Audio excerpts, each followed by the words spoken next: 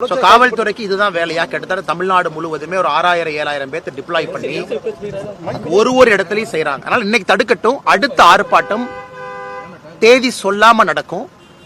அது 22ஆம் தேதி நடக்கலாம், எப்ப வேணாலும் நடக்கலாம். எதை வேண்டுமானாலும் முற்றுகை செய்வோம். அது முதலமைச்சருடைய வீடாக இருக்கலாம், டாஸ்மாக் அலுவலகம். ஏன்னா எங்களை பொறுத்தவரை முதலமைச்சர் சம்பந்தப்பட்டிருக்கிறாங்க. அவரும் இதுல குற்றவாளி தான். அவர் தப்பிச்சு போக முடியாது. ஏன்னா அவருடைய அமைச்சரவை அவருடைய கண்காணிப்பில் இருக்கு. ஒரு அமைச்சருக்கு அளவுக்கு அதிகமாக பாசத்தை காட்டியிருக்கிறாங்க. அதனால எங்களை பொறுத்தவரை அடுத்த ஆர்ப்பாட்டம் தொடர்ந்து நடந்து கொண்டே இருக்கும். ஆனா தேதி சொல்ல மாட்டேன். காவல்துறைக்கு மரியாதை கொடுத்து தேதி சொல்லி இருந்தோம். அவங்க இந்த மாதிரி பிஹேவ் பண்றாங்கன்னா ஒரு அரசியல் கட்சியா நாங்களும் வேற ஸ்டைல்ல பண்ணறோம். சார் இப்ப பாஜக நிர்வாகிகளை தொடர்ச்சியா கலந்து கைது பண்ணிட்டு இருக்காங்க சார். தடுப்பு காவல்ல கைது பண்ணிட்டு இருக்காங்க.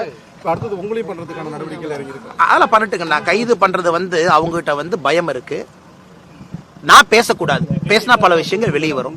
சோ அந்த ஆர்ப்பாட்டத்துக்கு போகக்கூடாது. காவல்துறை என்ன வேண்டுமானாலும் முயற்சி. நான் தான் சொல்லிட்டேன் பாருங்கண்ணே.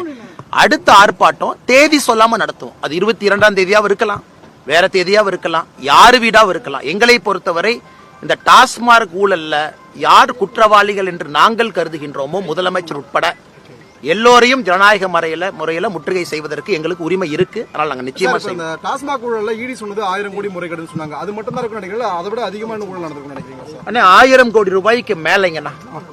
ஈடியினுடைய ஆரம்பகால ECR அடிப்படையில் அவங்க ரைடு நடத்தி சொல்லியிருக்கிறாங்கன்னா இன்னும் நீங்க பொறுத்திருந்து பாருங்க. இது தமிழ்நாட்டினுடைய அரசியலை உலுக்குவது மட்டுமல்ல, தமிழ்நாட்டில் நல்ல அரசியலை கொண்டு வருவதற்கு பாரதிய ஜனதா கட்சி முன்னெடுத்திருக்கக்கூடிய இந்த ஆர்ப்பாட்டம் நிச்சயமாக தமிழ்நாட்டில் நல்ல ஒரு அரசியலை கொண்டு வருவதற்கு ஒரு அச்சாணியாக அமையும் என்பதிலே முழு நம்பிக்கை எனக்கு இருக்கு. இந்த அமலாக்கத்துறையினுடைய அறிக்கைக்கு முன்பு அண்ணாமலை அவர்கள் 1000 கோடி முறைகேடுன்னு அவருக்கு எப்படி தெரியும்?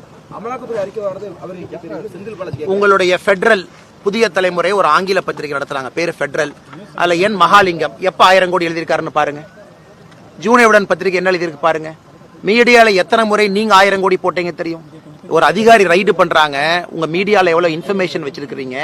நான் உங்களுக்கு மீடியாவுடைய பேரை சொல்லி, ஜெர்னலிஸ்டோட பேரை சொல்லி நான் சொல்றேன். எத்தனை பேர் 1000 கோடி போட்டிருக்காங்க? 1000 கோடி ரூபாய்க்கு மேல. இன்ஃபேக்ட் எனக்கு இது 40,000 கோடி ரூபாய் இருக்கும் என்பது என்னுடைய அனுமானம். என்னோட கால்குலேஷன் படி மொத்த பாரையும் அவங்க வாங்கக்கூடிய மொத்த சரக்கு சேல்ஸையும் கால்குலேட் பண்ணா 40,000 கோடி ரூபாய் தாண்டணும். ஆனா நான் ஒரு பொறுப்பான ஒரு பதவியில் இருக்கேன். அதனால இன்னைக்கு ஈடி என்ன சொல்லியிருக்காங்களோ அதை வச்சு நான் போறேன். 1000 கோடி ரூபாய்க்கு மேலே. பட் என்னை பொறுத்தவரை இது டிப் ஆஃப் அன் ஐஸ்பர்க், ஒரு சின்ன துரும்பு தான் அந்த 1000 கோடி என்பது. ஏன்னா அந்த அளவுக்கு திராவிட முன்னேற்ற கழகம் இதை வச்சு 2024 லோக்சபாவையே சாராய காசை வச்சுதான் நடத்தியிருக்காங்க. டாஸ்மாக் பணத்தை வைத்து தான் 2024 பாராளுமன்ற தேர்தல் முழுவதும் திராவிட முன்னேற்ற கழகம் நடத்தியிருக்கிறாங்க. 2026 சட்டமன்ற தேர்தலையும் டாஸ்மாக் வச்சு நடத்துறதுக்காக களத்தில் இருக்கிறாங்க. சட்ட ரீதியாக எதிர்கொள்வோம். எந்த விதமான ஊழல் நடைபெறுவது செந்தில் பாலாஜி சொல்லட்டுங்க. அவங்க சொல்லிட்டு செந்தில் பாலாஜி என்ன உத்தமரானே? இன்னைக்கு இந்தியாலே one of the most fraud politician number 1ல இருந்து போட்டீங்கன்னா நம்பர் 1 அவரு. இன்னைக்கு சுப்ரீம் கோர்ட்டினுடைய நீதிபதி கேட்கறாங்க, நீங்க எல்லாம் அமைச்சரா தொடர்றதுக்கு தார்மீக உரிமை இருக்கான்னு கேட்கறாங்க. இன்னைக்கு இவங்க எல்லாம் முன்னாடி காந்தியவாதி போல வேஷம் போடுறாங்க. இவங்க நல்லவங்க, கர்ம வீரர் காமராஜர் கேபினெட்ல சர்வ் பண்ணவங்க. ஒரு ஊழல் கேபினெட்ல தலையிலிருந்து கால் வரை ஊழல் ஆட்சி மட்டும் நடைபெறக்கூடிய திராவிட முன்னேற்ற கழகத்தினுடைய ஆட்சியில ஒரு ஊழல் பேர்வழி சாராய அமைச்சர். அவர் சொல்வதில் எங்க இருக்கு?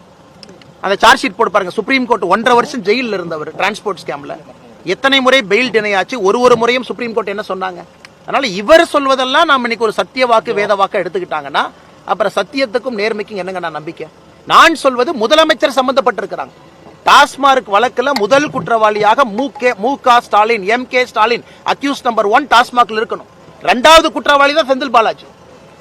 ஏன்னா பாலிசியை டிசைன் பண்ணி கூட ஒரு அமைச்சரை வச்சுக்கிட்டு கண்ணை மூடிட்டு இருந்தாங்க அப்படின்னா முதலமைச்சரும் பொறுப்பு தானே. என்னை பொறுத்தவரை இந்த கேஸ்ல அக்யூஸ் நம்பர் 1 முதலமைச்சராக இருக்க வேண்டும். ஏன்னா அரவிந்த் கெஜ்ரிவால் அக்யூஸ் நம்பர் 1 இருந்திருக்கிறாங்க. தமிழ்நாட்டிலும் இடி தன்னுடைய முழு அறிக்கையை தாக்கல் செய்து முடிக்கும் பொழுது முதலமைச்சர் அக்யூஸ் நம்பர் 1 இருப்பார் என்பது என்னுடைய ஆணித்தரமான நம்பிக்கை.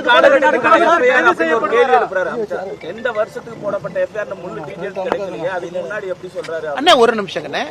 இன்னைக்கு பத்திரிகை நண்பர் நீங்கண்ணே, எங்கூட நீங்க வாங்க. எந்த பக்கம் வேணாலும் ஒரு FL5 லைசன்ஸ் இருக்கக்கூடிய ஒரு பாரோ டாஸ்மார்க்கோ எங்க வேணாலும் வந்து பாருங்க. சாதாரண மனிதன் கண்ணுல பார்த்தாவே அது தெரியும். இது 2023 போடப்பட்டதா, 24 போடப்பட்டதா, 25 போடப்பட்டதான் முக்கியம் இல்லை.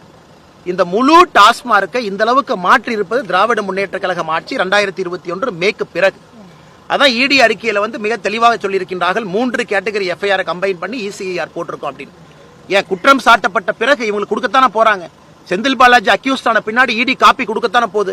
அந்த காப்பியை திறந்து எஃப்ஐஆர் எப்ப போட்டாங்க அப்ப செந்தில் பாலாஜி அவர்களோ முதலமைச்சர் அவர்களோ தெரிந்து கொள்ளட்டும். இல்ல ஒரு புகார் வந்து அந்த புகார் மீதான வழக்கு பதிவு செய்யப்படும், அதுக்கெல்லாம் எடுத்து வச்சு இப்படி சொல்ல முடியுமா? ஏன்னா நாங்களே அதுக்கான நடவடிக்கைகளை மேற்கொண்டு இருக்கலாம்ல அப்படின்னு சொல்றாங்க. யாருங்கண்ணா அமைச்சர் செந்தில் அவங்க நடவடிக்கை மேற்கொண்டிருந்தா வெள்ளை பேப்பர் தாக்கல் செய்ய சொல்லுங்க. ஒருவேளை அமைச்சர் சொல்வது போல, அன்பு சகோதரர் அண்ணன் நீங்க சொல்றது போல அமைச்சர் பண்ணியிருந்தா வெள்ளை பேப்பர் தாக்கல் பண்ணட்டும். டாஸ்மாக்ல இவ்வளவு புகார் வந்திருக்கு, இவ்வளவு நடவடிக்கை எடுத்திருக்கோம், இவ்வளவு பேர்த்த சஸ்பெண்ட் பண்ணிருக்கோம், இவ்வளவு ஆக்ஷன் எடுத்திருக்கோம். இன்னைக்கு முக்கிய புகாரே வந்து நீங்க டாஸ்மார்க் ஒரு லீகல் ரூட்னா இல்லீகல் ரூட்ல 40% மேல சரக்கு வைக்கிறீங்க, அதுல வரக்கூடிய பணத்துல தான் நீங்க ஆட்சியை நடத்துறீங்கிறதா நம்முடைய குற்றச்சாட்டு. இல்லை என்று சொன்னால் வெள்ளை அறிக்கை தாக்கல் செய்யுங்கன்னே. 48% ஐயா வந்துடுறேங்க ஐயா, 48% டாஸ்மாக் வளர்ச்சிங்க. நான் திமுக வந்த பிறகு 33,000 கோடியிலிருந்து 52,000 கோடி. தமிழ்நாட்டில் ஏதாச்சும் ஒரு அரசு நிறுவனம் தனிப்பட்ட நபருடைய சொத்து 48% யாருக்காச்சும் உயர்ந்திருக்கானா? ஆனா முதலமைச்சர் கைது செய்யப்பட வாய்ப்பு இருக்கா? எனக்கு தெரியாதுங்கண்ணா. என்னை பொறுத்தவரை முதலமைச்சர் இதுல குற்றவாளிங்கண்ணா. ஏன்னா அவருடைய கண் பார்வைக்கீழ தான் நடந்திருக்கு.